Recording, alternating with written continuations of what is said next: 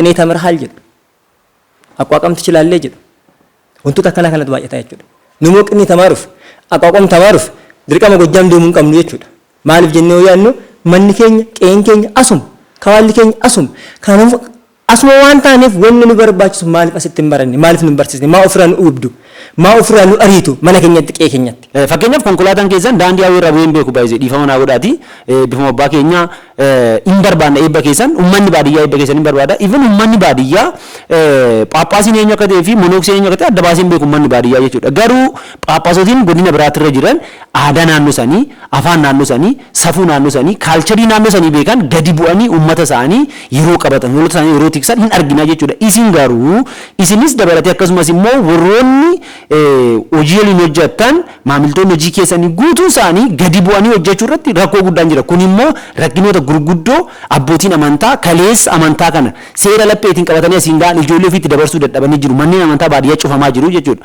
Namni achi dhaqu gaafuma bulchiinsaaf kennamu oddoo sana dhaqee nama ijaarrachuu nama irratti nama ijaaru kaayyoon inni dhaqee fi uummata tajaajiluudhaaf inni garuu maal godha akkuma dhaqeen eenyutti nafaan socho'uu danda'a eenyu gurra koota eenyu jallasee koota eenyu dubbinaa fide akka umurii koo dheereffadhu kan jedhu sirna kana diriirsaa jechuudha. Sirni kun diriiree immoo uummata waan tokko guyyaa tokko gara gaabbiitti deebisuu hin danda'u. Gara dubbii sagalee waaqayyootti deebisuu hin danda'u. Dubbii sagalee waaqayyoos immoo uummata duraan waaqayyoo jalatti mana waaqayyoo jalatti jiraachaa jiru kana itti dabalee namni akka inni sagalee waaqayyootiin cimu taasisuu hin danda'u. Endam keessaa yaasuu danda'a. Duubatti kuffisuu danda'a. Maaliif jennaan namarratti ijaarame dubbii sagalee waaqayyoo irratti dubbii hafuura qulqulluutti hin ijaaramne waan ta'eef. Haala kanaan rakkoo bulchiinsaa kana qabannee bara dhufuus rakkoo haasofna bara ittaanus rakkoo haasofna isa ittaanus rakkoo haasofna yoo ta'e furmaanni hin jiru jechuudha. Furmaanni jiru furmaanni guddaan nuuf ta'a jedhamee barbaannu abbaa afaan kanaan tajaajilu nu barbaachisuudha bakka. Akkuma kanas abbaan keenya tajaajilan jiranii waggaa 30 as keessa jiraatanii jiranii ammoo waggaa 30 kana saba tokkoof fayyisne afaan kanaan dhageenya uummata afaan kana dhaga'u nuuf hirramanne. Kanaafiyyuu abbaan keenya abbaa Gorgoriyoosi saba afaan kanaan dhaga'uus hin tajaajille afaan kanaan akka tajaajilamus hin barbaadan waan ta'eef isaan irraa ka'anii abbaan afaan kana dhaga'u nu haa dhufan. Furmaata hin qabnu waan ta'eef isin eebbi keessa nurraa bulu rakkoo biraas irraa hin qabnu jibba biraas irraa hin qabnu garuu istiraatiijii keessan boruus iftaan isin mormina daran sirriitti mormina gaafin keenya nu adeemu gaafin keenya deebi'uu baannaan immoo karaa biraatiin ammas boqonnaa biraatiin sirriitti ol argina jechuudha wal biraan deebinu jechuudha salphaatti nu adeemu deebin keenya wal biraan deebinu har'a dubbannee boru waan dhiisa isiin fakkaana taanaan gowwomtanii jirtu jechuudha baay'ee. Ararraa kee gaafii uummata Oromoo nuuf haa deebisan qaamni mootummaatis waan gahee afaan irratti taphachuu qabu taphate akkuma qaama seektaraa qaama mootummaa keessatti tajaajilli afaan Oromoo hojiirra oolatti mana amantaa keessattis akka nu oolu gahee isaan qabaniin akka nu deeggaranidha.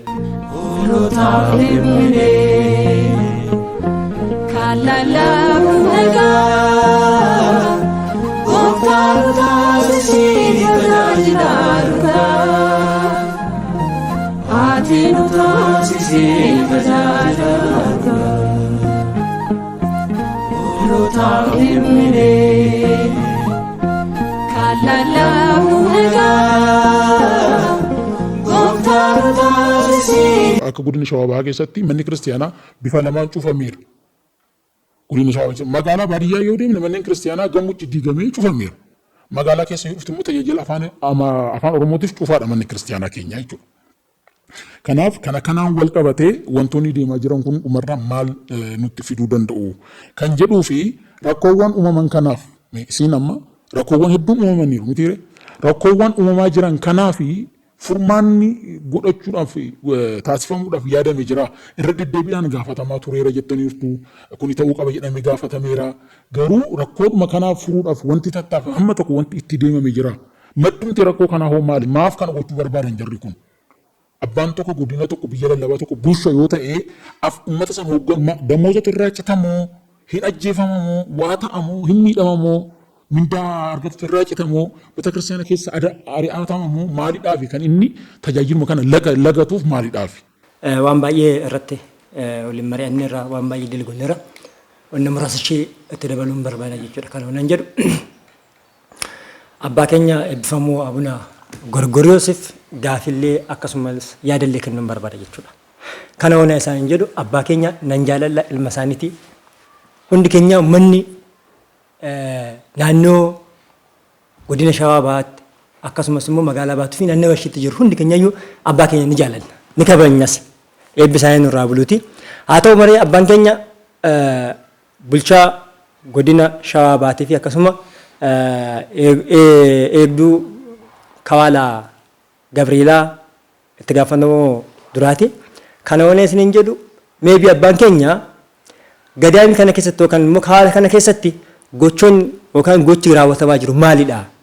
Sila wanta tokko tuttuqaa turre haasaa turre gochi raawwatamaa jiru ummata naannoo sanitti argamuuf faayidaa argachaa jira yookaan ummanni keenya naannoo sanitti argamu faayidaa inni argatu maalinni?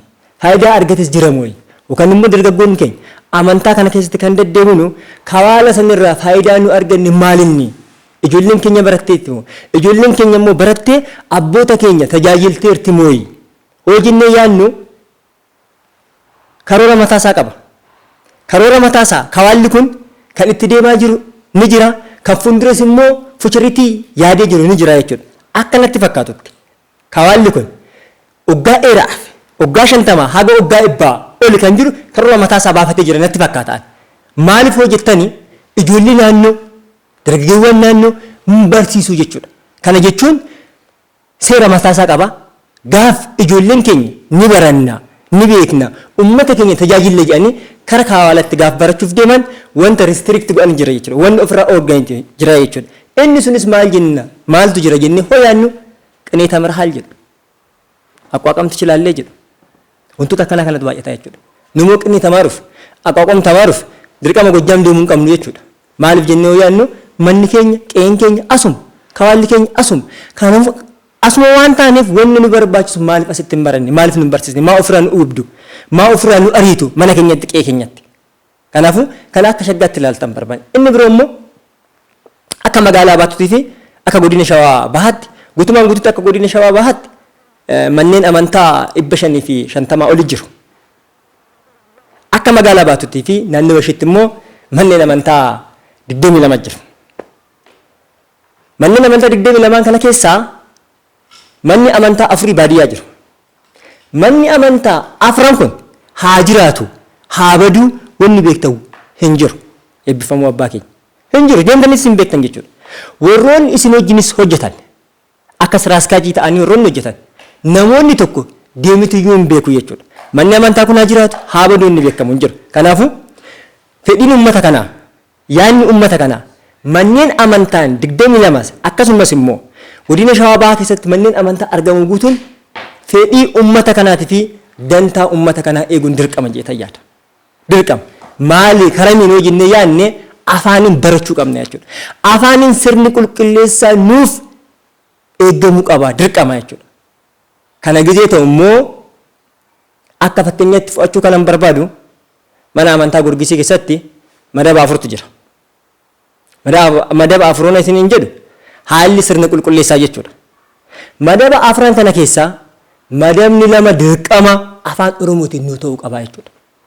Sababa sirni qulqulleessaa afaan Oromoffaatiin hin jirreen sababa lallabni wangeelaa afaan Oromoffaatiin hin jirreen dargaggeewwan keenya mana amantaatirraa yaa'anii badaniiru jechuudha. Kun waan ifa jirtu.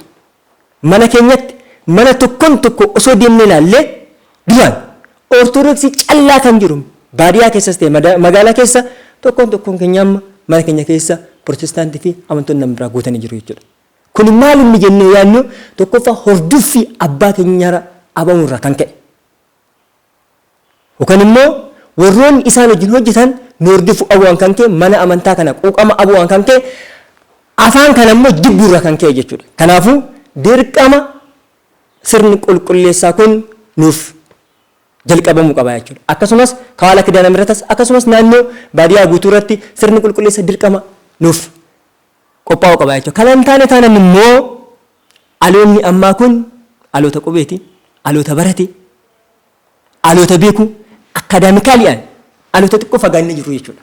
Kana wajjin immoo hundi keenya immoo gaafii mirgaa fi dirqama keenya waan beeknuuf gaafii keenya ni gaafannaa jechuudha. Gaafiin keenya nuuf hin deemne taanaan immoo kanatti deemnutti deemna jechuudha. Uummannis jira, nuus jira, warroonni baranis ni jira, warroonni ummatanis waan jiruuf gaafin keenya dirqama nuuf ka'uu qaba, nuuf deebi'uu qaba. Dirqama kuni bakka. So kanan taanaan rakkinni xiqqoo uumama jette. Haala kana wal qabsiisee xiqqoo wannan dabalata kan inni barbaadu maal inni? Qaamni mootummaatis isa kana shaggaatti akka nu ilaalan barbaadna. Nu kaayyoo biraan qabnu, jeequmsa biraan qabnu, mana amantaa keenya keessatti afaan keenyaan aadaa keenya eegne duudhaa keenyaan haa barannu. Mana amantaa kana keessa dargaggoon nu keessaa ba'anii deeman mana amantaa keenyatti deebi'anii haa baratanii. Nu beekara lamaan. Baay'ee ispeeshaali godina Shawaa Bahaa kana keessatti karaa lamaan qorumsi nu mudataa jira. Tokko karaa keessatti. Keessoo kana keessa waan lama. Keessoon iyyuu. Inni duraamaa inni warroota amananii afaan kana hin barbaanne warroota nu dhiibantu jiru. Manuma amantaa kana keessa nu baasuuf. Warroonni biroo immoo kan akka maybe buddeena irraa nu ariitan jedhanii warroonni yaadan ni jiru. Warroonni immoo aangoo keenya ni fudhatan jedhanii yaadantu jiru. Nu eebuu aanguutis hin qabnu. Eebuu immoo buddeenattis hin qabnu. Kaayyoon keenya uummanni keenya haa baratu, uummanni keenya afaan isaatiin haa baruu qofa jechuudha. Uummanni jalaa bade haa deebi'u. Olaallee taane Kiristoos, gooftaan keenya Yesuus Kiristoos nagada 99 dhiisee isa bade addaamiif lafa kana ofi. Isa bade addaamtu lafa kanatti ofi jechuudha. Foon uffate kan lafa kana ofi. Abbaan keenyas immoo eegaa uummata kana arga ta'e yoo uftee nu gaafattanii, yoo uftee nu ilaaltanii eentu bade eentu jira jettanii yoo uftee nu gaafattan. Kanan taanaan immoo maybe nuyi jaalala abbaa qabna, eebuu abbaa qabna. Kanaafuu abbaan ni barbaanna taanaan keessaa tajaajiluun hoo isin ulfaate ta'e akka abbaan biraa nu ufu akka nu gaabbastan ni barbaanna jechuudha. Fakkeenyi fudhachuun barbaada. Agara sibkatii biyya lallabaa walaittaa kana hoolaalle eebbifamuu abbaa isaa qoolaalle magaalaa haga baadiyyaa deemanii ummata isaanii to'atu. Magaalaa hamma baadiyyaa. Abbaan keenya immoo akkasii. Sila obboleessi kiyya dubbachaa ture. Adaamaa baatuu bishooftu. Isaan alatti karaan hin jiru jechuudha. Uummanni keenya uummata nagaa kan namaan hin lolle, kan namatti hin buune, kan nama dhabaarre, kan nama hin galamman. Uummanni keenya eebuu inni qabu eebuu abbummaa fi eebuu wangeelaa qofa bakka. Eebuu tajaajila qofa qabna nu wanna biraan qabne jechuudha. Kanaafuu nu sodaatina nu eebuu jeequmsaa hin qabnu eebuu wangeelaa qofa waan qabnuuf wanti kun dirqama nu sirraa'uu qaba. Inni biroo immoo warri kootaa guutuuf qacaraman ni jiru. Warri kootaa guutuuf ispeeshaalii karaa baatu kanatti dubbachuun barbaada. Naannoo sanii faana dhufee. Lallabaa wangeelatti jedhanii dabarii tokko keessatti ni ramadu. Sanbanni dhufa ni ba'a. Maqaa abbaa jee jalqaba. Xumurarra immoo waa dubbatee bu'a. Kana jechuun nu siyaasaa motive jammaraatiin nu xumuraa motive kan barbaanne wangeela nu barsiisa kaayyoon keenya. Warroonni akkana go'an ni jiru. Ispeeshaalii dabrii gorgisii akka baay'ee. Ispeeshaalii rakkana guddaatu waan jiruuf. Manneen amantaa guutuu irrattis jechuudha. Kanaafuu nu siyaasa osoo hin ta'in afaaniin barachuudha. Kootaa osoo hin ta'in uummanni keenya baratu. Uummanni keenya wangeela lallabamee haa baruudha. Naannoo baadiyyaa waa tokko dubbadhee xumuruu barbaada. Uummanni keenya baadiyyaa jiru sanbatee uguuf. Sanbatee kana gaaf uguufan warroonni sanbatee kana barakanii jalqabaniif warrootuma afaan amaaraa dubbatan kana. Naannoo keenyatti kan jiran jechuudha. Maal akka ta'an saba kamiin akka ta'an wanni beekan hin jiru jechuudha. Waa'ee sanbatiin uguma kana yerootti jechuudha. Amma xiqqoo ijoolleen keenya erga baratte xiqqoo waluma barsiisuu erga ufneef difeensi guddaa waluma barsiisuu erga ufneef uummanni keenya xiqqoo waa baraanu jira jechuudha. Kana yoo jenne ijoollee akkatti barsiistu kan ijoollee akkatti uummata ishii hordofaa jirtu kan duudhaa uummataa eegaa jirtu kana karaa kawaalatti fudhatanii akka nu barsiisan jennee gaaffii keenya isin gaafachaa jirra. Dirqama jechuudha kun. Kanan taanaan immoo rakkinni guddaan hin uumama.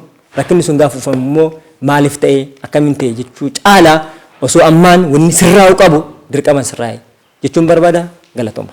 Egaa galatoomaa isin jecha haalli hamma irra jiruu fi rakkoo kana furmaanni nuti kenninu maali? Furmaanni isaa kan jedhuu fi tokkoffaan isa gara furmaatatti yeroo kaasnu tiksee gaariin hin jiru.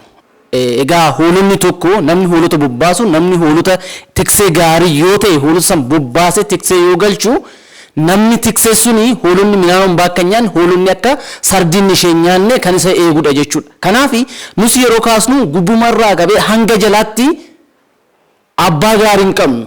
Isa nu eegu isa tiksaa jedhamee nutti itti kennamne suni nu eegan jiru. Fakkeenyaaf abbaa keenya Butsuu Abune Gorgoriyoos fudhannee yeroo laallu eebbifamaa abbaa Gorgoriyoos yoo laallu hoolota isaa tiksaan jiru eegan jiru. Hoolonni kun hin eegamne. Inni warroonni maddabe yookaan isaan gadire amma gadiitti itti gaafatamummaa warri fudhatanii dhufanii hoolota isaa eegan jiran. Hoolonni isaa bineensan akka nyaataman, hoolonni isaa akka mancaatu, hoolonni isaa akka baddu taasifamaa jira. Kana yeroo isin hin jedhu gubbaarraa hanga jalaatti yoo kaasnu abbaan Gorgoriyoos hoolota eega tiksaan jiru warra achi eegullee warra birriif akka ergamedha. Warri ergaman kun hoolota dhala namaatiif quuqamanii osoo hin taane dhalli namaa kun sagalee Waaqayyoo baratanii haa jiraatanii osoo hin taane dhalli namaa badus jiraatus dhimma isaaniiti miti. Dhimmi isaanii dhimma birriiti. Dhimmi isaanii dhimma qabeenyati. Waa'ee godina Shawaa keessattuu yeroo hundaayyuu akkuma walii galatti kan dubbatamu ta'ee godina Shawaa bahaa baay'ee ulfaatadha. Fakkeenya yeroo kaasnu godina Wallagga yeroo kaasnu Arsii yeroo kaasnu kanaan dura gaafii gaafatamaa turaniin abbaan afaan isaanii dhagga'u abbaan afaan isaanii aadaa isaanii beekee isaan qajeelchu isaaniif kennamee jira. Godina Shawaa bahaa keessatti garuu waggaa 30 guutuu ummata kanarra jiraachaa ummata kana wajjin dachee Oromoo keessa jiraachaa arraba afaan Oromoon danda'u jedhaniitu uummanni akka hin tajaajille gochuun jibba uummata kanaafis qabani afaan kanaafis qabanidha. Asirra ta'umsa tajaajilaaf osoo hin taane qarshiidhaaf yookaan birriidhaaf warra ta'anidha. Ilaala.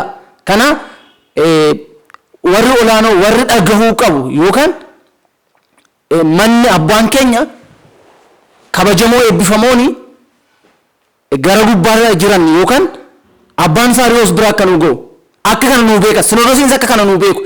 Furmaata kana akka nuuf kennu hanga ammaatti furmaata hin arganne hanga ammaatti hoolonni Kiristoos hin eegamne hanga ammaatti sabni Kiristoos hin eegamne manni kiristaanaa baadiyyaa cufamaa jirti uummanni keenya amantaa keessa bahaa jiran obboleewwan keenya yeroo baay'ee haala tokko gaafadhin ture magaaluma Moojoo keessatti Proogiraamii wayii qabdi yookaan zikirii guyyaa Gabreelii isa taasifatti maamara ishee irratti argameen gaafadhe ilma kooyi nuti koo jette yoo Oromoo taane Ortodoksiidha jenne amantaan Ortodoksii kun kan Oromoo jechuu hin dandeenye maaliif uffata abbaa gadaa uffattee dhufteedhaan jette kun kan warra waaqeffataati osoo dhuguma amantaan kun keenya ta'eeti maaliif mana kiristaanaa keessatti sirni galatoo lallabbiin afaan Oromootiin lallabamne ilaala lallabbiin afaan Oromootiin hin jiru sirni galatoo afaan Oromootiin hin jiru yoo kaasan maal jedhu namni gahaan hin jiran namoonni jiran osoo ta'es isaantu leenjii kenneefi namni akka gahaa'oomu taasisuu kan qabu isaan ture isas kanan goone haa godhuu baataniyyuu warra jirummoo maaliif irratti hojjenne maaliif sagalee Waaqayyoo akka baratan magaalaa keessatti birrii guurrachuudha birrii sabasabachuudhaan magaalaa keessa bichaa ta'a ammoo gara baadiyyaatti deemanii ummata badansan sassaabuu ummata badansan sagalee Waaqayyoo itti manii gara mana isaatti deebisuudha. Dhugumaa soof taanaan fakkeenyaaf yookaan tikseedha jedhanii kan irra taa'aman malee tiksee hoolota isaati miti. Osoo tiksee hoolota taane hoolota isaa hin eegan. Tiksee gaariin ikkoodha. Wangeela Maatewos boqonnaa 10 irratti tiksee gaariin hoolota isaanii eega hoolota isaanii beeka hoolonni isaanii beektii jedha. Tiksee maaliin tiksee gaariin dhuguma tiksee gaarii erga ta'aniti. Hoolota isaa erga beekaniiti hoolonni isaas erga isa beektate maaliif obboleewwan keenya yoo badan saboota namoota baay'ee yoo gaafanne maaliif amantaa galakkista yoo jenneen osoo dhuguma Ortodoksiin kan keenya ta'e maaliif afaan keenya nutti lallabamne maaliif afaan keenya seera qiddaasa hin gaggeeffamne nun jedhan. Kanaaf furmaanni jiru furmaanni guddaan nuuf ta'a jedhamee barbaannu abbaa afaan kanaan tajaajilu nu barbaachisuudha bakka. Akkuma kaasa abbaan keenya tajaajilan jiranii waggaa 30 as keessa jiraatanii jiranii ammoo waggaa 30 kana saba tokkoof fayyisne afaan kana dhageenye uummata afaan kana dhaga'u nuuf ramanne. Kanaafiyyuu abbaan keenya abbaa Gorgoriyoos saba afaan kana dhaga'uus hin tajaajille afaan kana akka tajaajilamus hin barbaadan waan ta'eef isaan irraa ka'anii abbaan afaan kana dhaga'u nu haa dhufan. Furmaata hin qabnu waan ta'eef So haala kanaan deebisnee walitti deebinee anis kallattumaan yaadota kootiin kaasee jechuudha. Yaada koo kaasuun dura garuu jalqaba irratti gaafii lama gurguddoo nan qaba jechuudha. Gaafichis biyya keenya kan geggeessan yookaan biyya lalla Shawaa kan geggeessan eebbifama abbaa keenya Abuna Gorgoriyyoosiif jechuudha. Gaafiin jalqabaa gaafiin tajaajiltoota afaan Oromoo yookaan immoo gaafiin jenereeshiniin qubee gaafachaa jiru kun baroota hedduu lakkoofsisee jira. Kanaaf gaafiin kun agammaa gurra keessan bira hin geenye immoo maalidha waan jedhu akka ifaan godhan hin barbaada. Yoo isaan bira ga'e yookaan immoo gaafii kana dhageessanii jirtu yoo ta'e immoo gaafiin kun waan dhaabbatu isinitti fakkaate moo waan jedhutu gaafii natti uume jechuudha. Kanaaf meebii tariiti gaafiin kun waan dhaabbatu isinitti fakkaataanaan nuffiidhaan ceela'uudhaan wantoota adda addaatiin gaafiin jenereeshiniin qubee yookaan tajaajila afaan Oromootiin akka tajaajilamu qaamni gaafatu kun yookaan hawaasni gaafatu kun hin dhaabbata jettanii yaaddu taanaanii tariitii akkan dhaabbanne asumaan isinitti himuun barbaada jechuudha. Cimee itti deemuu irraan kan hafe wanta dhaabbatu miti jechuudha. Kanaaf akka dhaabbatutti ilaaltu taanaan akka hin gowwoomnii fi inni biraa kawaala keenyaan wal qabatee gaafiin gaafadhuun jira. Kawaalli keenya guddaan akka godina Shawaabaatti kawaalli nuti qabnu biyya keenya irra darbee akkasumas immoo Afrikaa fi biyyoota sadarkaa addunyaatti illee kawaala guddaa jedhamee kan himamu Phaaphaasonni hedduun, hayyoonni hedduun, barsiisonni wangeelaa hedduun kan keessaa ba'an kawaalli qulqulluu Gabreelii magaalaa Baatuutti argamu maalirra kan inni jiru, hojiin inni hojjechaa jiru maalidha? Akkaataa sooshaal miidiyaa irratti dubbatamu kanaan akkaataa sooshaal miidiyaa irratti odeeffamaa maxxanaa oolu kanaan piraaktikaalii gadaamiin sun immoo yookaan kawaalli sun hojii maadha hojjechaa kan jiru waan jedhu gaafachuun barbaada. Sababni hin gaafadhuuf immoo kawaala sanitti dhiyeenya waan hin beekuuf jechuudha. Achitti dhaladhee achitti guddadhee dhalataa naannoo saniiti. Kawaalli sun hojii inni hojjechaa jiruu fi garuu namoonni miidiyaa irratti hojii isaa afarsan garaagarummaa guddaa qaba jechuudha. Kanaafuu maalidha kawaala keenya keessatti? Fakkeenyaaf waggoottan 15 dura seenaa irraa isa qabanne akkasumas immoo qaamaanis akka dhaqnee gaafannetti kawaalli keenya kanaan dura aqwaaqamiin barsiisa ture duggaa akkasumas immoo wantoota adda addaa qenee beetis ምናምን hin jira ture hin barsiisa ture jechuudha. Garuu yeroo ammaa kana garuu illee dhaabbatee jira jechuudha. Garuu barsiisonni ramadanii fi baajanni itti qabamee itti kafalamuuf immoo hin jiru. Garuu barattoonni hin jiranii jechuudha. Even kitaaba kan barsiisu hin jiru jechuudha. Yookaan immoo hiikoo macaafa qulqulluu hin jiru jechuudha. Even hiikoo macaafa qulqulluu barsiisan illee hin jiru jechuudha. Kanaaf kawaalli keenya barsiisota yeroo gaggabaabaa koorsii gaggabaabaa ji'a sadiin akkasumaan ijoollee barsiisee riipoortiidhaaf ijoollee ji'a sadiin galcheetuma baasaa ijoolleen achi ba'anii guwwan koo pirootestaantii ta'aa jiru baay'ee qabanii argaa jira waan ta'eef beekaan ijoollee akkas ta'an. Kanaafuu maal hojjechaa jira waan jedhu san kanallee ditteel akka nu deebistanan barbaada jechuudha. Garuu kanarraan kanaaf kawaala keenya keessatti maalidha wanti nu ilaallu? Gaafa kawaala deemnu koonti barumsa namaa humna namaa ga'ee humna nama achi jiru caala koo kan nuti argaa jirru kuduraaf muduraalee adda addaati kan nuti argaa jirru jechuudha. Paappaayee, muuzii, buna, homaama kanneen wantoota raafuu kuduraaf muduraalee adda addaa kanneen kana kan daawwachaa jiru. Keessummoonnis gaafa dhufan koo kan daawwachiisaa jirtan kanadha biqiltuu adda addaati jechuudha. Kun immoo maalidha? Gadaamiin kun kaayyoon isaa parpaziin gadaamiin kun jalqaba irraa hundeeffamee maal kan jedhu san sirriitti kanallee akka isa nuuf gootan nan barbaada jechuudha. Akkasumas kawaalli kun biyya keenya keessatti yookaan biyya lallaba Shawaa keessatti argamu iyyuu malee biyya lallaba Shawaa keessa iyyuu immoo aanaa keenya keessatti yookaan immoo aanaa Adaamii Tulluu keessatti kan argamu. Kanaaf hordoftoonni amantaa kiristaanaatis immoo lakkoofsaan baay'ee xiqqaan aanaa Adaamii Tulluu keessatti kan isaan argamanii jechuudha. Kanaafuu kawaalli kun maal inni kan inni hojjete? Kawaala kanatti namoonni fayyadamaa jiran namoota kaaba dhufan namoota iddoo adda addaati irraa dhufanidha jechuudha. Kanaafuu kanarratti diiteel ibsa bal'aan akka godhamu nan barbaada jechuudha. Inni biraa gaafin adda addaa gaafatamaa ture waa'ee tajaajila wangeelaatiin wal qabate eenyudha achi keessaa gadaamii san keessaa ba'ee yookaan kawaala san keessaa ba'ee uummata kanaaf deebii kan laate eenyunni silaa kan dhufanii baratan iddoo biraati ulaagaan ittiin seenaa baratan kan biraati namoota akkasiin barbaadan ta'an namoota akkasiin barbaadan ajajamanii fi namoota mana amantaa kanaaf rakkoo hiikuu danda'an osoo hin taane kan isin galchitanii barsiistan namoota duraa tiivoosoo qaban namoota harka isaanii rukutu qaban qofadha jechuudha kan galchitanii barsiistan. Kanaafuu kun aangilii kamiin akka ta'e sirriitti ibsa hin barbaanne jechuudha. Kanarraan kan hafe immoo hawaasni keenya isin kabaja isin jaallata akka eebbistan baadiyyaanis magaalaanis hin barbaada. Garuu isin akkaataa uummanni isin barbaadu akkaataa uummanni isin kabaju saniin uummataaf argamtanii jirtuudha. Kunis gaafiidha jechuudha. Kunis gaafiidha. Fakkeenyaaf konkolaataan keessan daandii hawwii bu'een beeku baay'ee dhiifama naa godhaati.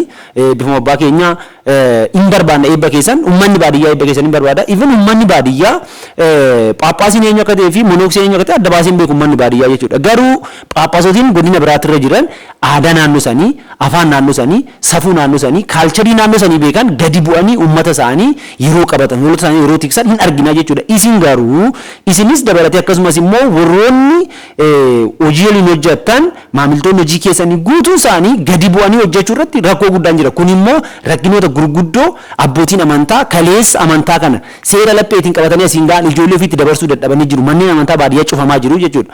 Manneen amantaa baadiyyaa qofa miti magaalaa keessatti illee manneen amantaa cufamaati kan jiran. Kana jechuun manneen amantaa cufaman gaafa jedhu baay'ee karaa lamaan laaluu hin danda'ama jechuudha. Manni amantaa cufame kan jedhamu akka godina keenyaatti godina Shawaa Bahaatti manneen amantaa 500 fi sanii oltu jira. Manneen amantaa 500 fi sanii ol kana keessa mana amantaa 10 moor yookaan 8dha. Kana caala manneen amantaa 480 90 ol ta'an cufaadha jechuudha akka kiyyaatti magaalaa keessas kan jiran. Kana jechuun kan baadiyyaa gubachuudhaan ta'uu danda'a, diigamuudhaan ta'uu danda'a, tajaajila dhabuudhaan ta'uu danda'a, cufameera already. Tajaajila kennaan jiru waggaa taal tokko qofa yeroo sirni tajaajilaa jiru eessaayis ol fufuraanii uummanni sabakaa gubee baadiyyaas haa ta'u kadhatees mindaanii aballiin durgoon kafalamee fi taabonni kabajamee oolu. Sanirraan kana fees cufaadha jechuudha. Manneen amantaa magaalaa keessa jiran kaatedraalonni gurguddoon immoo cufaadha ammas isaanis. Kun karamiin cufame yoo jenne namni tokko mana amantaa san keessatti wangeela afaan isaatiin hin baratu taanaan sirna tajaajila qulqulleessa afaan isaatiin tajaajilamu taanaan wangeela afaan isaatiin dhagee gaabbiin galu taanaan dhiigaa fi foon gooftaa keenya Yesuus Kiristoos hin fudhatu taanaan nama kanaaf cufaadha jechuudha manni amantaa. Kanaaf manni amantaa magaalaa keessa jiru abboota koof haawwota koof abbootii gadaa haadholii siinqeetiif cufaadha jechuudha manni amantaa. Garuu isin waltajjii dhaabbattan hunda irratti abbootii gadaa haadholii siinqee jettanii yeroo gaabii ol uwwistan yeroo kaabbaa ol uwwistan abbootii gadaa kan fayyadamtan haadholii siinqee kan fayyadamtan abbootiin gadaa haadholiin siinqees bakka kanatti beekuu qabdan yeroo gaggeessitoonni mana amantaa sadarkaa gurguddaa irra phaaphaasiidha jalqabee jiran waltajjii gurguddaa haadholii gadaa abbootii siinqee jedhanii gaafa dubbatan waan isin kabaja waan isin jaalatan isin tifakkaatin isin qabachuudhaaf isin sossobuudhaaf dargaggeessi keessan ijoolleen keessan ilmaan keessan gaafii mirgaa kan gaafanne gaafa gaafii mirgaa nuti gaafannu kinooti abbootiin gadaa hojiin jiru jedhanii isin hiriirfachuudhaan akka nuti hin dubbanne akka nu gootaniif jechuudha. Kanaafuu isinis kana beekuudhaan kana gaafii kana irratti sirriitti yaada akka irratti kennitan nan barbaada jechuudha abbootiin gadaa haadholiin siinqeetillee jechuudha akkasumas qaamni mootummaallee jechuudha. Maaliif jennaan caasaan mana kiristaanaa godina Shawaa Bahaa keessa jiru keessattuu sirna istiraatiijii mootummaan keenya ittiin bulchaa jirullee kabajaa hordofaa hin jiru jechuudha. Fakkeenyaaf naannoo kamiyyuu yoo deemne mootummaan naannoo istiraakcharii mataasaa seera mataasaa fi ittiin bulmaata mataasaa qaba jechuudha. Fakkeenyaaf biiroolee mootummaa adda addaa irra deemuu dandeenya tajaajilli kennamu sarviisiin kennamu everything nama kamiyyuu afaan isaatiin keessummeessa moor garuu afaan naannichaa barreeffamaan namoonni naannoo sanii itti fayyadamu jechuudha. Mana amantaa keessa gaafa dhufne garuu barreeffamoonni adda addaa xalayaan adda addaa chaappaa dabalatee even magaalichaa aga jijjiiruutti jechuudha. Magaalaa lama jechuudha kan jiru. Manni amantaa magaalaa maqaa biraatiin yaamti mootummaan maqaa biraatiin yaama jechuudha. Kuniyyuu seera miti jechuudha baay'ee. Kanaafuu sirnaa fi seera mootummaatu cabsee kan deemaa jiru mana amantaati.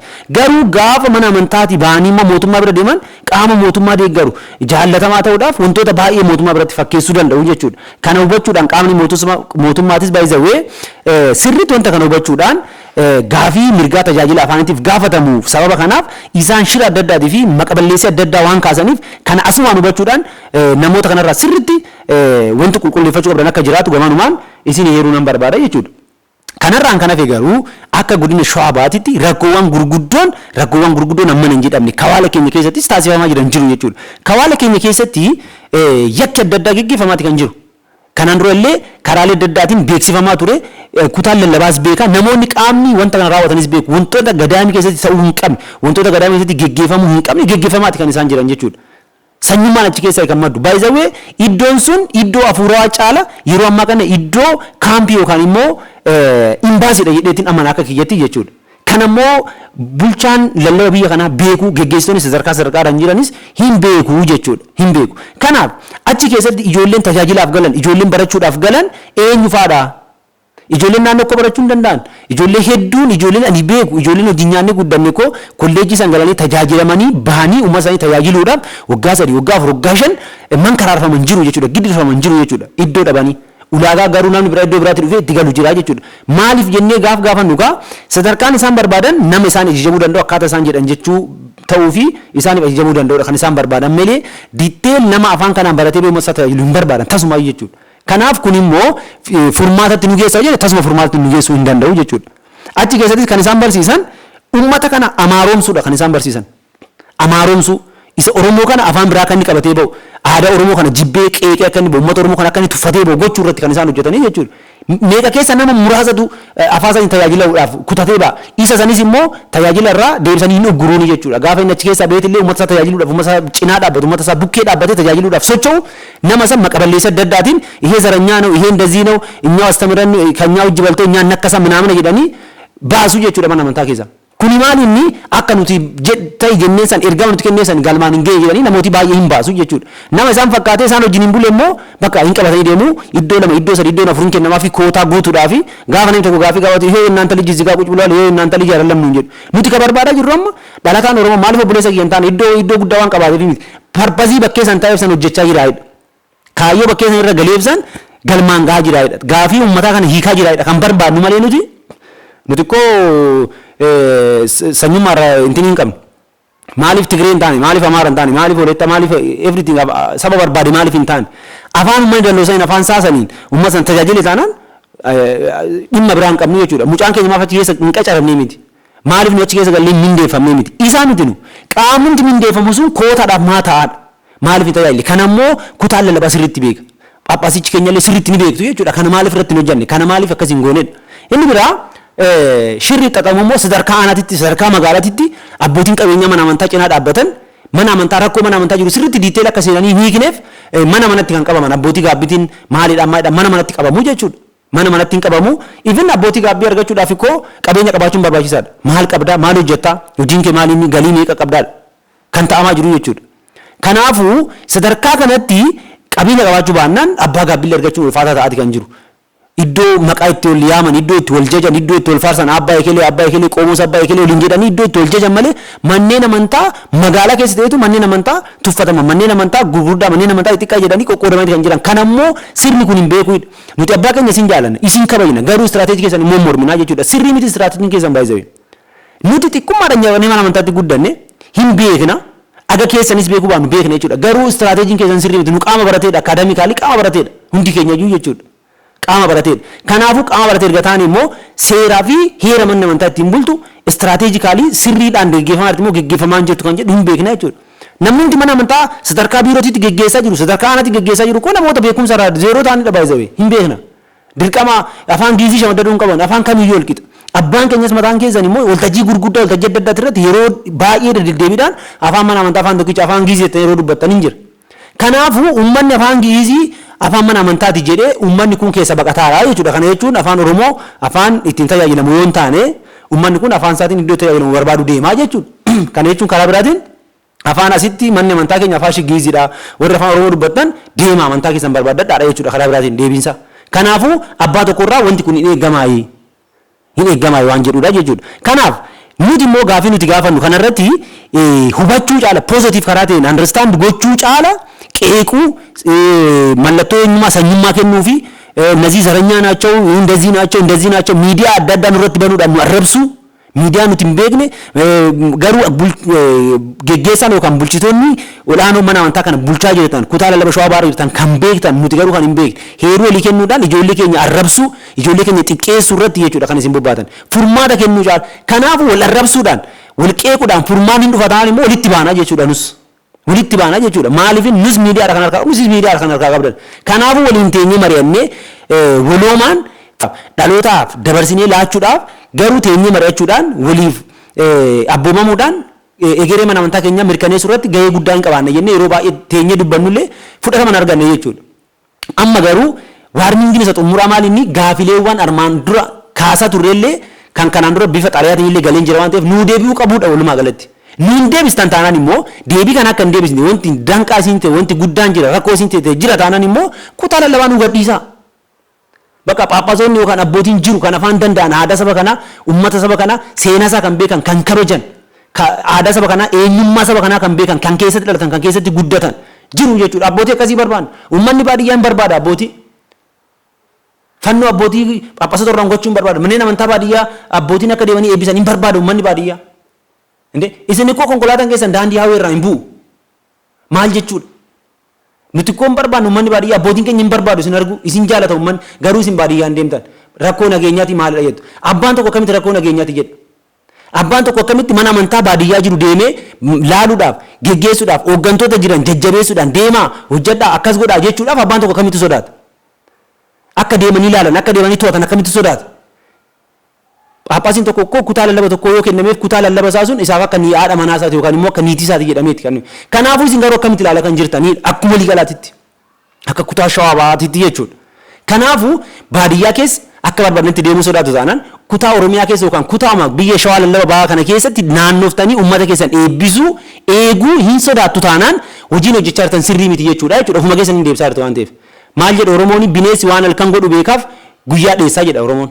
Kanaafuu isinis waan hojjettan beektu shira hojjettan daba hojjettan beektu jechuudha. Isinis geggeessuun isin wajjin geggeessanis kanaaf jechuudha. Istiraatejikaalii gadi buutanii isaa hin hojjenneef. Istiraatejikaalii hojjettoonni sadarkaa aanaatti ol keewwattan jaleewwan keessan akka isaan gadi bu'anii hojjenne sababni isin dhoorkitaniif yookaan immoo akka isaan gadi bu'anii rakkoon furre sababni gootaniif waan hojjettan beektu jechuudha. Qarshii sassaabuudhaan alatti uummata irraa mallaqa sassaabuudhaan alatti ililli jedhaa jechuudhaan alatti uummanni dhufee sabala dhugee deemuudhaan alatti uummanni nuti beeku hin qabu jechuudha. Garuu isin jireenya isin jiraachaa jirtan lafarratti jireenya ajaa'ibsiisaadha jechuudha. Uummata kan barsiistan wangeela manni keessan samii irratti mana keessan asitti miti kan ijaartanii samii irratti ijaarrattu. Isin garuu asitti jireenya isin jiraachaa jirtan jireenya samii isin ofii keessan asitti jiraachaa jirtu jechuudha. Uummata garuu darara. Kokkee uummata irraa fuudhaa gaggeessitoonni mana amantaa uskiidha kan isaan dhugan. Jireenya ajaa'ibaa jireenya laayifii nama ajaa'ibsiisu ajab namachiisuudha kan jiru konkolaataa ajab namachiisu qabatanii kan isaan deeman garuu uummata maal jedhu jireenyi keessan addunyaa kanarra miti addunyaan tun hin dabartii ergisaadha samiidha minaamana jedhu jechuudha. Garuu isaan asitti laayifiin isaan jiraatan ajab nama jechisiisa jechuudha. Maa jiraatanii miti everything konkolaataa barbaade qabaatan mana barbaade keessaa jiraatan garuu hojiin hojjetamaa jira. Mallaqa sasaaman rakkoon qabu garuu hojiin hojjetamaa jira. Uummanni fayyaa jira. Uummanni eessa deemaa jira. Uummanni koo buujjaajeeti kan jiru. Uummanni koo amantaa kana jibbuurra darbee itti saalfachaati kan jiru. Jibbuurra darbee jibbuu waan biraati. Itti saalfachaa kan jiru jechuudha uummanni. Kanaafuu maalidha kan eeggamu? Kaayyoon keessaa maalidha? Mee kana sirriitti nu ibsa. Kanan ta'u baannaan garuu kutaa lallaba keenya nu dhiisa abbaa barbaanna abbaa nu eegu abbaa nu jaallatu itti gaafatamummaan keessaan namoota afaan danda'aniif namoota afaan amaariffaa danda'aniif qofa ta'a taanaan luboota qofaaf ta'a taanaan nuti immoo abbaa biraa barbaanna jechuudha. Kana immoo manni lubummaa waliigalaa qulqulluun sinodoosiin illee wanta kana nu beekuu qaba. Akka kutaa lallaba shawaa baatiitti wanti kun sirriitti irratti hubannoon kennamee fi laallamee furmaanni atattamaa nuu kennamuu baannaan nutis karaa deemnu hin deemna jechuudha. Karaalee kamiinuu hin deemna jechuudha. Qaamni mootummaas immoo waan kana diiteel sirriitti akka nu hubatuu fi akka nu cinaa dhaabbatuun barbaada. Maaliif jennaan karaalee adda addaatiin maqaballeessii adda addaatiin nuti kaayyoo biraa tokko illee hin qabnu mootummaa keenya faanallee rakkoo qabnu hin jiru rakkoo ilaalchallee hin qabnu nuti kan barbaannu maalinni tajaajilli barbaachisaa ta'e naannoo keenyatti qe'ee keenyatti afaan keenyaan uummanni keenya aadaa beekuun safuu beekuun haa kennamuufidha.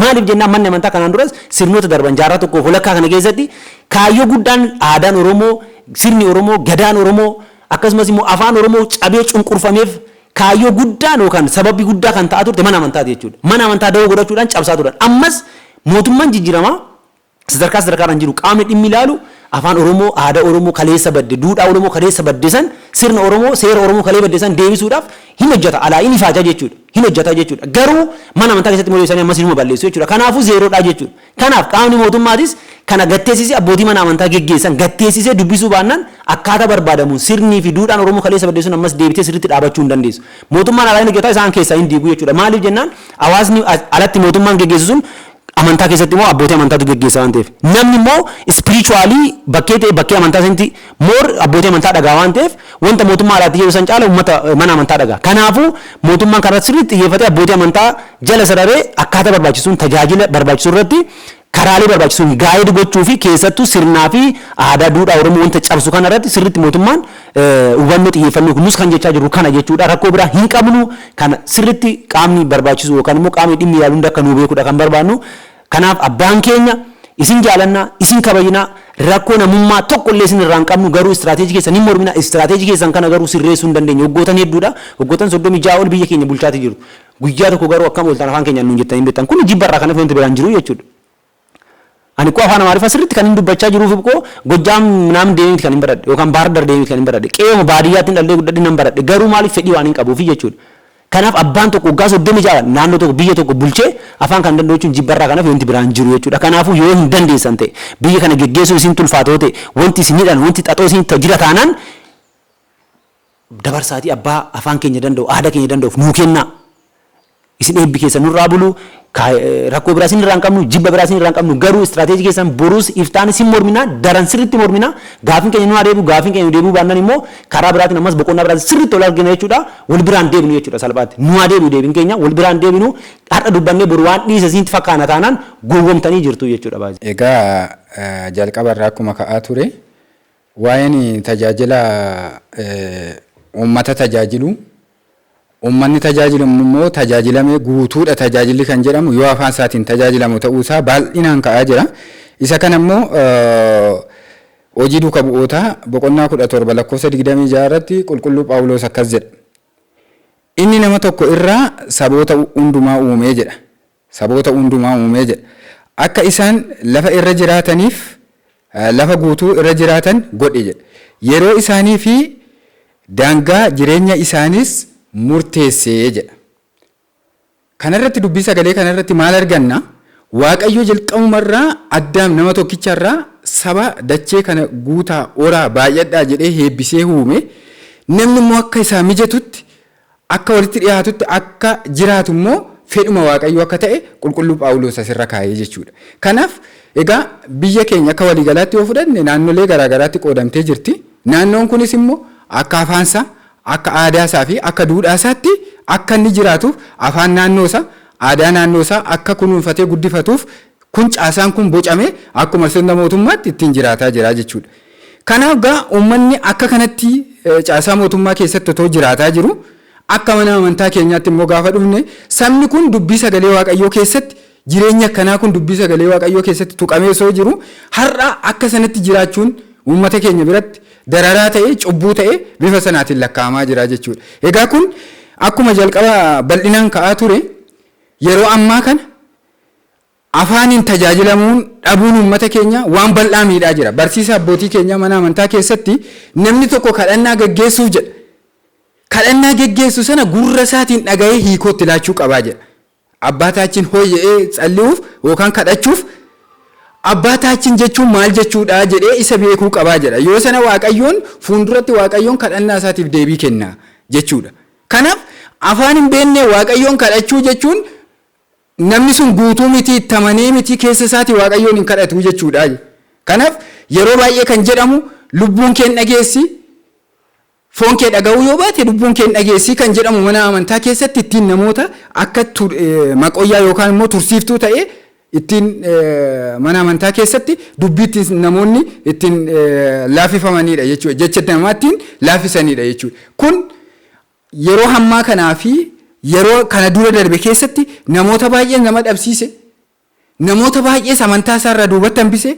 Tajaajilli mana amantaa keenyas guutuu ta'uu dhabuusaa akka inni ta'u adda durummaan geggeessee jechuudha. Kanaaf gaa yeroo ammaa kana waa'een babal'achuu mana amantaa ijaaramuu fi iddoo adda addaatti diriirfamuu mana amantaa salphaadha. Rakkoos hin qabu. Diriirfamaa jira, ijaaramaa jira. Garuu mana amantaa ijaaruu immoo uummata kakaasu uummata afaan isaatiin keessatti gadi bu'anii akka uummanni sun ofiin jaallatee ijaarratu gochuutu caala salphaadha. Gaafa jenne isa dura hojjetamuu qabu dhiisaniiti isa boodarra hojjetamuu qabutu dursee argame jechuudha. Kanaaf manni ijaaramee namni itti tajaajilamu hin argamne jechuudha. Iddoo sanatti dhaqee uummata sana manni Waaqayyoo kan hundeeffamu Waaqayyoon iddoo sanatti akka galateeffatamuuf sirna galataa sana keessatti immoo fooniif dhiiga koo kan dhugdan foon koo yoo nyaattan jireenya bara baraa argattu jedhee dubbii sagalee Waaqayyoo dubbatame sun yoo raawwate qofa jireenya uummata tajaajilee manni kun jireenyi ishee tajaajilaan uummata gidduu jirti jennee kan nuti dubbachuu dandeenyu yoo akkas ta'e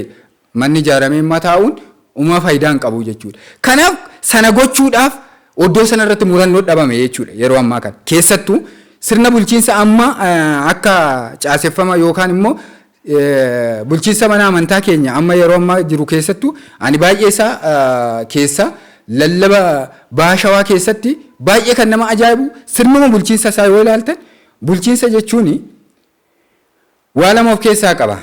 Namni bulchuudhaaf abbaan keenya fayyisaan keenya gooftaan keenya Yesuus Kiristoos duuka bu'oota isaa waggaa 3 fi ji'a 3 gaafa dachee kanarratti barsiisu bee waa hunda barsiise.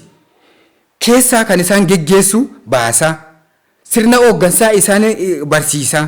Iccitii hunda isaan muuxachiisaat geggeessummaadhaan isaan qabe. Gaafa gooftaan keenya biraa gara samiitti ol ba'u mirga abbaasaa gaafa taa'u qulqulluu Phexros akkuma duuka bu'aa iccitii ta'e gooftaa keenya bartoota sadanii waaqayyoon duukaa bu'anii iccitii barataa turan geggeessummaa inni barsiisaa ture keessatti isaanis biyya lallaba isaanii keessatti tokkoon duuka bu'oota biyya lallaba isaaniitti geesse akka sanatti isaan qajeelchaa ture jechuudha qulqulluu Phexros. Kanaaf har'a mana amantaa keenya keessatti sana bulchuudhaaf ogummaa bulchiinsaa mana amantaa keenya keessaa dhabame. Ogummaan bulchiinsaa immoo kennaa waaqayyo kenneefi irratti otoo barnootaan namni fooyya'ee yeroo ammaa kana keessatti namni manni amantaa keenya miidhamtu jechuudha. Kanaaf namni achi dhaqu gaafuma bulchiinsaaf kennamu oddoo sana dhaqee nama ijaarrachuu namarratti nama ijaaruu kaayyoon inni dhaqee fi uummata tajaajiluudhaaf inni garuu maal godha akkuma dhaqeen eenyutti nafaan socho'uu danda'a eenyu gurra koota eenyu jallasee koota eenyu dubbinaa fide akka umurii koo dheereffadhu kan jedhu sirna kana diriirsaa jechuudha. Sirni kun diriiree immoo uummata waan tokko guyyaa tokko gara gaabbiitti deebisuu hin danda'u. Gara dubbii sagalee waaqayyootti deebisuu hin danda'u. Dubbii sagalee waaqayyoos immoo uummata duraan waaqayyoo jalatti mana waaqayyoo jalatti jiraachaa jiru kana itti dabalee namni akka inni sagalee waaqayyootiin cimu taasisuu hin danda'u. Endam keessaa yaasuu danda'a. Duubatti kuffisuu danda'a. Maaliif jennaan namarratti ijaarame dubbii sagalee waaqayyoo irratti dubbii hafuura qulqulluutti hin ijaaramne waan ta'eef. Inni kun deemee yeroo ammaa kan manni amantaa gaararraa kaasee hanga dakaatti akka isheen kutannoodhaan uummanni nafaana jira jedhee akka hin dhaabanne taasisee jechuudha. Egaa akkuma jalqaba kaasee mana amantaa ijaaruun dursuurra uummata barsiisuun otoo durse uummata sana tajaajilaa ga'uumsuun otoo durse uummanni sun mataa isaatiin ka'ee mana bareedaa ijaaruu danda'a jechuudha.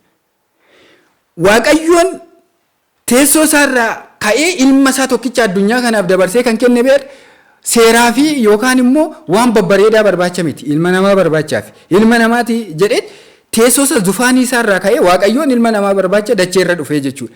Dacheerras immoo ilma namaa gara mirgaa gara dhugaa jalqabaatti kan inni deebise ilma namaati jechuudha. Kanaaf ilma namaati bakka kennuun irra ofiif kabaja ofiitiif adeemsa ofiitiif seetaappii ofii sirreeffachuutu yeroo ammaa kana bal'inaan mana amantaa keenya irratti rakkoo uumaa jira jechuudha. Egaa yeroo ammaa kana akkaataa yaada nuti kennaa jirru keessatti kan nuti kaafnu sabni kamiyyuu qixa waaqayyoon isaa kenneen akkaataa uumama waaqayyoon iddoo itti uumame namni jaallatee iddoo kamittuu hin uumamne inni Oromoo ta'ee uumames an Oromoo ta'ee uumamuun koo bareeda jedhee filatee Oromoon ta'e inni iddoo biraa inni saba uraagee saba kamiyyuu ta'e Tigree ta'ee kan uumames jaallatee miti. Oddootti waaqayyo isa uumetti immoo tajaajilamuun dirqama namummaa inni mirga inni qabu waaqayyoon uumamaan kan isaa kennee jechuudha. Isa kanaan immoo uummata kana tajaajiluun dirqama nama caasaa sanarra taa'ee uummata sana hoogganuuti jechuudha. Kanaaf qulqulluu Yohaannis mul'ata boqonnaa 7:9 irratti maal jedha? Ani nan argee jedha. Namoonni lakkaa'amee xumuramuu hin dandeenye jedha.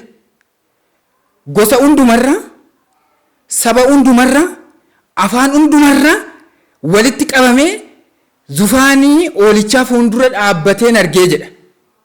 Dubbii sagalee kana keessatti gaa qomoo tokkorraa hin jenne afaan tokkorraa hin jenne uumama yookaan immoo oddootti uumame tokkorraa hin jenne hundumarraa kan walitti qabame lakkoofsaan xumuramuu hin dandeenye fuula waaqayyoo dhaabatanii yeroo isaan waaqayyoon galateeffatanii argee jedha. Isa kana jechuun maal jechuudha? Namni fuula waaqayyootti afaan kamiyyuu waan dubbateef kan tuffatamu miti. Namni kamiyyuu afaan kam waan dubbateef gadaantummaaf olaantummaa hin qabu. Afaan qabuun tajaajilamuun afaan qabu waaqayyoon galateeffachuun fuula waaqayyootti jaallatamaa ta'uusaa dubbii sagalee waaqayyoo kanarratti sirriitti lafa kaa'amee jira jechuudha. Kanaaf har'a sana dhabne. Sana dhabe uummanni keenya. Sana dhabu uummata keenyaarraan kan ka'e baadiyyaa keessa gadi baatanii gaafa ilaaltan namni tokko hin jiru. Maaliif jennaan namni itti dubbatee animee oddoo kanatti dubbiin sagalee waaqayyoo kana manni amantaa asitti ijaaramte isa kanaaf ijaaramte tajaajilli ishiin sii kennitu immoo isa kanarraa tajaajilamte jedhee namni uummata kanatti siqee uummata kana ijaare uummata kana gara dubbii sagalee waaqayyoof jireenya bara baraatti fidu waan dhabameef yeroo ammaa kana manni waaqayyoo baadiyyaa keessa jirtu ishiin magaalaa keessa jirtu immoo namni dhaqeetuma tasaallamee ba'uuf malee oddoo baay'eetti tajaajila guutuu amma yeroo baay'ee keessatti hojjettoota mootummaa sirna awwaala namaa boo'icha yoo deemnu nu qaaneffachiisu amma hiriyoonni keenya baay'inaan hin jiru. Mana amantaa dhaqanii ortodoksii ta'anii tasaallamanii indi si yeroo hundumaa naxalaaffattanii tachi fiigdu miti maali gaafuma guyyaa namni Oromoon baadiyyaarraa bu'aa dhufu kan Gaafuma uummanni gurra isaatiin afaan Amaariffaan dhageenye dhufe kanatti illee fuuldura dhaabattanii otoo jecha tokko dubbattanii maal ta'a namni sagalee Waaqayyoo dhaga'ee too galee jedhanii yeroo isaan itti nama ceemessantu mul'ata jechuudha. Kana jechuun maal jechuudha? Namni akka bishaanitti akka nama biddeen beela'eetti dubbii sagalee Waaqayyoo afaan dubbatu kanaan beela'ee dheebotee jira jechuudha. Isa kana gochuudhaaf immoo sirni amma caaseffamni amma jiru eeyyamaa yoo jenne baay'ee rakkoodha. Maaliif jennaan umurii nama tokko nama ga'eessa tokko caasan lakkoofsise guyyaa har'a san cina jedhee gaafa lakkaa'u kun deebii ta'uu hin danda'u jechuudha. Fedhumatti hin jirre ilaalchuma uummata kanaa qabantu gadaanaadha. Akkuma kana uummanni kun afaan isaatiin tajaajilamee iddoo barbaachisutti mana Waaqayyoo ijaarrate iddoo barbaachisutti tajaajilamee iddoo barbaachisutti dhiigaaf Waaqayyoo fudhate jireenya bara baraa akka argatuuf eeyyamamoo miti jechuudha. Inni kun immoo maaliif gaafa jenne waan bal'aadha. Namni hin mindeeffama tajaajila afaan Oromooti jedhamee gaafa mindeeffamee achi dhaqee masfartiin jalqaba gaafa iddoo sana dhaqee afaan Oromoo bal'inaan daqiiqaa 30 isaa kenname keessa daqiiqaa 20 afaan Oromootiin barsiisee 10 namoota achi jiraniif irra deebi'ee dubbachuu caala daqiiqaa 25 afaan Amaariffaatiin dubbatee afaan Oromootiin daqiiqaa 5 dubbachuutu akka masfartii cimaa lallabaa cimaatti lafa kaawwatee ilaalaa jechuudha. Ani ofii kooti waan irra ga'e tokkoon kaasa. Yeroo tokko manni amantaa akka jiraataa tokkotti sanbata timirti beetii taanes baranne manfasaawii kolleejjii keessatti immoo tatakii mamiraanii baranne akkasumas illee jaalala mana Waaqayyoo qabnurraa yoo quuqamne yeroo tokko sagantaa tokko irratti dhaqnee madarakii wanti jennu xiqqoo ishii afaan Amaariffaa kan otoo cammaritti gooti tootti dabalte. እስቲ በአማርኛ ቋንቋ 10 ደቂቃ ወይም ከዛ በላይ ቢሆን ይሻላል ነበር ካንጀዱ ኮመንቲ ነማ ከነሙ ጀቹ አና የሮ ባዬ ከነሙ ዳቴ ጀቹ ሰነራን ከንከየ ዱበቲ ዴቢአኒ ኢሹማ ደቂቃ ሙራሳ ወጋ ከሰቲ ጉያ ለማሰዲ ነማ ከነምቱ ሰናዩ ጫራን ዶወተሙት ዴማ ጅራ ጀቹ ኩኒማይኒ ፌዳ ኡመታ ከነ ታጀላልሙ ቀቡቱ tajaajiluuf kutannoo iddoo sana jiru baay'ee rakkoodha jechuudha. Isa kanammoo Waaqayyo guyyaa isaa eegee akka jijjiiru hin hawwina. Tajaajila afaan Oromoo irratti dhiibbawwan taasifamee dura dubbannee jirra. Amma dhiibbawwan dubbame sanii fi furmaanni kun kan nu latamuu qabu karaa kamiini maal gochuus qabna kan jedhudha. Ani akka gaafititti abbaa keenya Paaphaasii abbaa Gorgoroos eebbisaa nurraa bulu jecha gaafiiwwan lama kan hin caalle nan gaafadha. Egaa akka seenaa dhageenyuttis akka arginuttis isaan egaa gara aangoo kanaatti dhufanii waggoota 36 ol kan ta'ani ni dhageenya irraa seenanis ni dabarsiti jechuudha. Dhuguma egaa quuqama uummata kanaa qabaatanii dhuguma egaa jaalala afaan kanaa qabaatanii akkamitti haga ammaa maqaa abbaa jedhanii nagaa Waaqayyoo uummata nagaa Waaqayyoo afaan uummanni danda'uun akkamitti nagaatiin gaafachuu akka dadhaban anaaf tokko kuni gaafidha. Inni biraa tajaajila afaan Oromoo irratti gaafiiwwan gaafatamu yeroo baay'ee sirna galatootis haa ta'u lallabas haa ta'u tajaajila mana amantaatti kennamu karaa afaanitiin nu dabarsaa yeroo jennu nuufaa taasifamu yeroo jennu qaamni baratee hin jiru qaamni gahaan hin jiru jedha. Qaama kana kan barsiisu eenyudha? Haala mijeessanii qaama kana barsiisuu kan danda'u eenyudha? Kuni gaafii lammaffaadha. yaa ta'u isaa dhabamus dhuguma maaf hin barsiin inni biraammoo yeroo mana amantaa keessatti laallu qinee maamir jedhanii የመጻም ማምር jedhanii ጎጃም ጎንደሪን ፊደል dhuguma naannoo keenyatti yaa argamu akka ana keenyatti yaa dhabamu qaamna afaan kana barat gara wallaggaa deemanii maaf nuun qaxar luboota afaan kana danda'an daaqonoota afaan kanaan tajaajiluu danda'an qacaruu kan isaan dhowwan maalid maaf hin qaxaram akkuma qinee maamir jedhanii garasii fidansan warroota afaan kana danda'u sachi maaf akka nuuf finne maalti isaan daangeessa kuni gaafii koo isa lammaffaat yeroo baay'ee manna amantaa teenya jaalalas nageenyas ni lallabu isaanis nuti akka lallabamu ni barbaan garuu dhuguma haala kanaan tajaajilamee akkamitti manni amantaa teenya nageenya argatte akkamitti jaalala argatte arra manni amantaa kan gubachaa jiru ko ijoolluma dhingada ortodoksii baanii to deemanii gubanii kana manni amantaa badii qabdi hin qabdu badii kan qabu eenyudha qaama mana amantaa gaggeessudha sababni isaatis ummanni afaan barbaaduun barsiifamaa hin jiru manni amantaa kan ekileeti jedhan nuti ijoolleen oromoo warroon ortodoksii taanee rakkannaa jira inni nuti rakkannu sababni gaafa addunyaatti baane sin amantii biraatti hordoftanii amantiin oromoo waaqeffannaadhaan hin jiru kana kan godhe maan afaan keenya lallabamaa hin jiru, afaan keenya dubbatamaa hin jiru, sirni galatoo afaan keenya hin argamne. Uummanni akkamitti osoo hin baratin, osoo hin dhageenye waa'ee gahee fooniif dhiigni gooftaan keenya nuuf taasisu akkamiin beeka? Osoo hin baratin, osoo hin beekin akkamitti garasitti dhiyaachuu danda'a? Kanaafidha uummata yeroo baay'ee hin barsiisu. Kootta fooniif dhiiga fudhadha afaan kanaan hin barsiifamne. Uummanni akkamitti yoo waan tokko beeke kan itti deemu osoo hin beekin akkamitti fooniif dhiiga fudhachuu? Inni biraa gama nageenyatiin gama beeta kiristaanaa yeroo baay'ee kan laallu kan gubachaa jiru inni tokko kan jaalala nageenya labsina jedhan garuu isaan mana amantaa irratti dhiibban kan dhufe kanadha.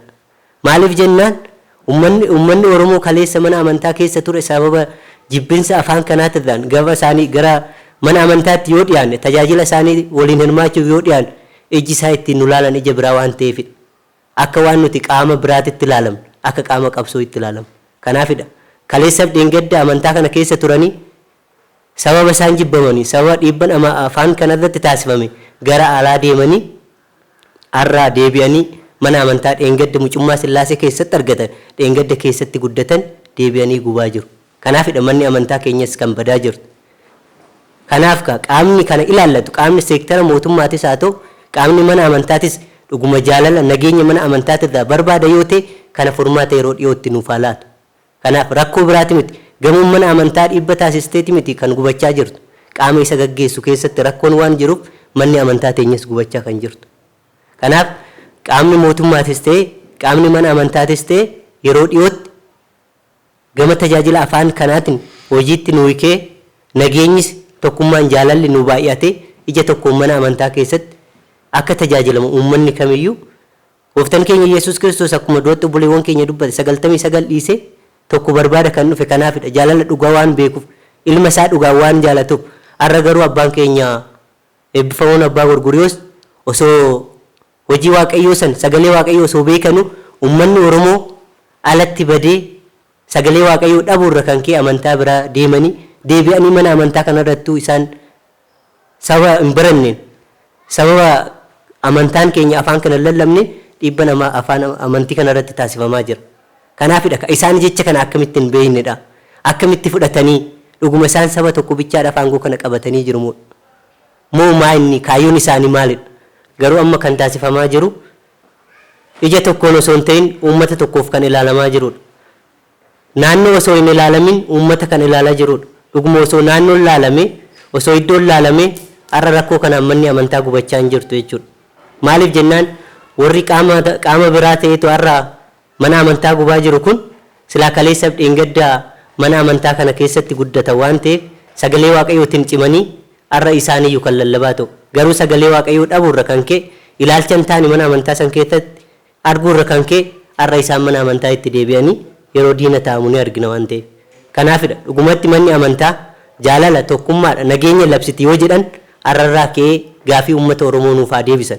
Qaamni mootummaatis waan gahee afaan irratti taphachuu qabu taphate akkuma qaama seektara qaama mootummaa keessatti tajaajilli afaan Oromoo hojiirra ooletti mana amantaa keessattis akka nu oolu gahee isaan qabaniin akka nu deeggaranidha.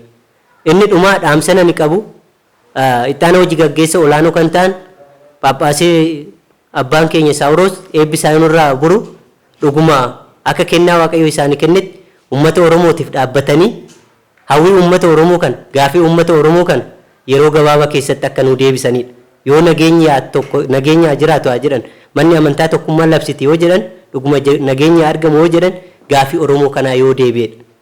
Qaama dheengadda deebi'uu dhiisitoo qaamni biraatu deemitoo mana amantaatti diina ta'uuf ta'a waan ta'eef. Sababni isaatis gahuu mana amantaa jibbee osoo hin ta'in ilaalcha fi taatee mana amantaa keessatti taasifamuudha kan kee uummanni keessa turuu ba'uuf ta'a. Kanaaf eebbi isaanirraa bulu jechaa dhugumatti gaafii afaan Oromoo hawwii afaan Oromoo kana akka nu deebisan abbaa keenya Butsuu Paaphaasii eebbifamoo Paaphaasii hojii gaggeessa olaanaa kan ta'an abbaan Saawuroos deebii kana akka nu deebisu abdiin qaba. Galatooma. Egaa haa ta'uti baay'ee dubbanneerra.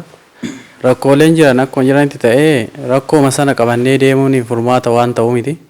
Rakkoolee kaan kanaaf immoo furmaanni maalidha jennee nus ofii keenya yaadota tokko tokko obboloonni keenyas dubbataniiru anis waan xiqqoo itti dabala jechuudha. Furmaanni kan jiru tajaajiltoota qabna barsiisonni afaan Oromootiin barsiisuu danda'an ni jiru daaqonoonni ni jiru jechuudha. Ijoolleen jiran naannoo biraatti fidanii qacaruun ni danda'ama. Fakkeenyaaf barsiisota warreen kaan jiranii bakka fagooti kan fidanii isaan dhufanii afaan amaariffaatiin tajaajilan jiru Oromiyaa keessatti jechuudha. Oromiyaa keessa ta'ee namni afaan Oromoofaatiin baratee daaqonii qaddasuun kan danda'u luboonni qaddasuus kan danda'an afaan Oromootiin ni jiru. Barsiisonni illee akkas ni jiru jechuudha. Isaan sanaan bakki kennamaa hin jiru hanrallee. Kanaaf eebbifamoon abbaan keenya Abuuna Gorgoriyoos isa kana tajaajiltoota afaan Oromoo bakka afaan Oromoo barbaachisutti baadiyyaa keessatti afaan Oromootiin akka tajaajilan taasisuudha. Isaanii karaa isaa godha jechuudha. Daaqonootas haa ta'u luboota barsiisotas. Yoo hin taane garuu Sinoodosiin laalee rakkoo kana sirriitti rakkoodha jedhee gadi qabee laalee manni amantaa har'a cufamaa jiru cufamuuf deemu baay'eensaa kana ilaalcha keessa galchanii jechuudha. Abbaa afaan Oromiffaa danda'ee afaan Oromootiin luba asii baasuu danda'u, daaqonii baasuu danda'u, barsiisota afaan Oromiffaatiin leenjisuu danda'u akka nu ramadan karaa kabajaan isaan gaafana jechuudha. Nuun amma abbaan keenya gamoo ijaaru. Gamoo ijaaru maal godha? Nama yoo ijaaran malee. Nama yoo ijaaru namni sun gamoo deebi'ee ijaara. Gamoo ijaarree gamoo sana keessa namni yoo hin jiraanne yoo maaltu keessa jiraata? Kun rakkoo guddaadha jechuudha. Namni amantaasa yoo beeke amantaasaa aadaa isaatiin wal qabsiisee sirriitti yoo beeke qabeenya isaa baasee mana waaqayyoo ni ijaara jechuudha. Aadaa isaa sirriitti beeka waan ta'eef safuu ni beeka waan ta'eedhaaf afaan isaatiin barateera waan ta'eedhaaf amantaasaa gadi dhiisu isumaarra jiru kana isa afaan isaatiin barate sanatu dhaqee boru mana amantaa kana ijaaruu danda'a. Mana amantaa kana ceesisuu kan danda'u akkasidha jechuudha. Malee haala kanaan rakkoo bulchiinsaa kana qabannee bara dhufus rakkoo haasofna, bara ittaanus rakkoo haasofna, isa ittaanus rakkoo haasofna yoo ta'e furmaan hin jiru jechuudha. Sinoodosiin illee kana ilaalanii ilaalcha keessa nu galchanii akka godina Shawaa Ba'aatti akkuma naannolee Shawaa Lixaa fakkeenyaaf Abuuna Gabri'eel fa baadiyyaa deemaniiti isaan mana amantaa jajjabeessaa jiran. Mana amantaa baadiyyaatti cufamee jiru. Tajaajila akka isaan argatan taasisaa kan jiran jechuudha. Intillee kan laalaa jiru irra miidiyaa irraa. Arsii irras akkasuma barsiisota afaan Oromootiin akka isaan barsiisan taasifamaa jira. Naannolee garaagaraatti garuu godina keenya kana keessatti godina Shawaa Ba'aa kana keessatti mana amantaa baay'ee jiru. Mana amantaa lafti mana amantaa baay'ee bal'atee magaalaan jiru keessa Mojo irraa kaasee aga Duukam qabatee kan jiru kana keessatti tajaajila afaan Oromoo wanta dadhabaa jiru. Kufeera jechuudha. Dhibbatti tajaajila irra hin jiru jechuu ni dandeenya. Waldoolee barbaachisu waldaa afaan Oromootiin tajaajiluudha akka ka'umsa qaama. Fakkeenyaaf waldaan duuka bootanii jiru amma baay'een isaanii isaan iddoo hundumattuu tajaajila takka galan mana amantaa baadiyyaa jiran hundumarratti manneen amantaa garaagara irratti hirmaachisanii tajaajila takka isaan galan akka nuuf godhanii jechuudha. Yoo kana hin taane garuu furmaanni hin jiru. Sinoodosiin ilaalcha keessa nu galchee Paaphaasii afaan Oromootiin saba keenya barsiisu saba keenya nu leenjisee akka mana amantaa keenya ceesan akka nuuf godhan kabajaan isaan gaafanna. Galatooma.